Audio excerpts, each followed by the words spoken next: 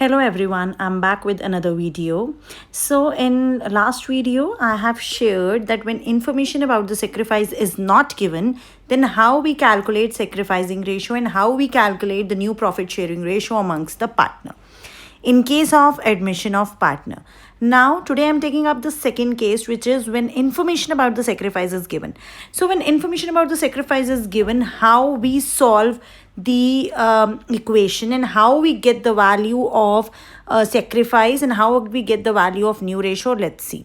So let's take one example to understand this. Under this case, when information about the sacrifice is given, there are 2-3 cases. So I will be taking up each case in different videos. So stay tuned, stay connected. So in this video, I have taken up first case where A and B are partner and C is admitted for 1/10 share and which he takes equally from both A and B. सो इसका क्या मतलब है कि मुझे sacrifice के बारे में कुछ इन्फॉर्मेशन दी गई है और वो इन्फॉर्मेशन क्या है सेक्रीफाइस के बारे में, वो इस लाइन से मुझे पता चल रहा है कि सी आया तो है 1/10 शेयर के लिए, बट उसने 1/10 शेयर इक्वली लिया है ए एंड बी से. So let's understand the question. Understand करने के लिए हम सबसे पहले अपना एक बेसिक नोट बना लेंगे.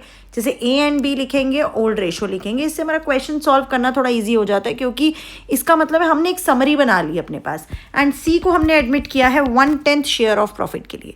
बट हमें सेक्रीफाइसिंग रेशियो बताई गई है कि ए और बी ने सेक्रीफाइस किया है 1:1 में. दैट मीन्स दोनों ने इक्वली अपना शेयर दिया है.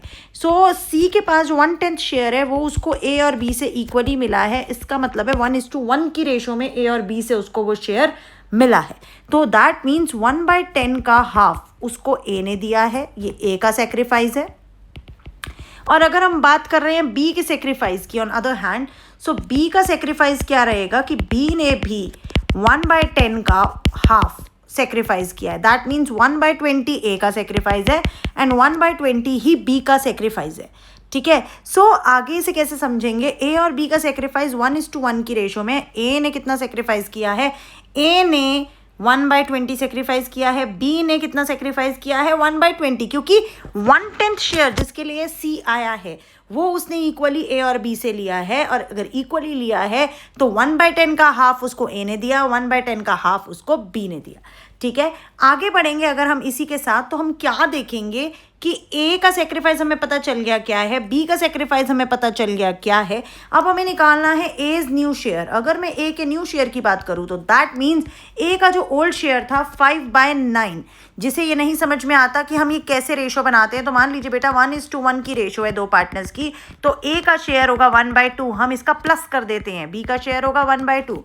तो इस टिप को याद रखेंगे. जिसे नहीं आती मैथमेटिक्स वो यहाँ इसे समझ सकता है. ठीक है. अब ए के न्यू शेयर की अगर मैं बात करूँ तो दैट मीन्स ए ने अपने ओल्ड शेयर में से 1/20 सेक्रीफाइस किया है. सो बी ने अपने न्यू शेयर कैसे निकाला, बी का न्यू शेयर कैसे आया, बी ने अपने ओल्ड शेयर में से 1/20 सेक्रीफाइस किया है. दैट मीन्स अगर मैं इसका कॉमन डिनोमिनेटर करूँ तो 180 आता है, 180 आता है, 100 - 9 आता है, 80 - 9 आता है. That makes it 91/180 and it makes it 71/180. सो अगर मैं सी के न्यू शेयर की बात करूं तो सी का न्यू शेयर मेरा कैसे आएगा, सी का न्यू शेयर कैसे आएगा. सी का न्यू शेयर मुझे 1/10 गिवन है and I have to convert it into 180 because सबका बेस क्या है 180 है. तो it will come out to be 18/180. So by this I can see that new ratio between A, B and C will come out to be 91:71:18. So this is the new ratio, and if I talk about the sacrificing ratio, it is already given in the question, that is 1:1. कैसे पता चला 1:1 है, because they are saying that he has taken it equally from A and B. So this was case number 1 when the information about the sacrifice is given and the sacrificing ratio is itself given in the question. So in the next video, I'll be taking up case B. So stay connected, stay tuned. Before leaving, don't forget to subscribe, like and share.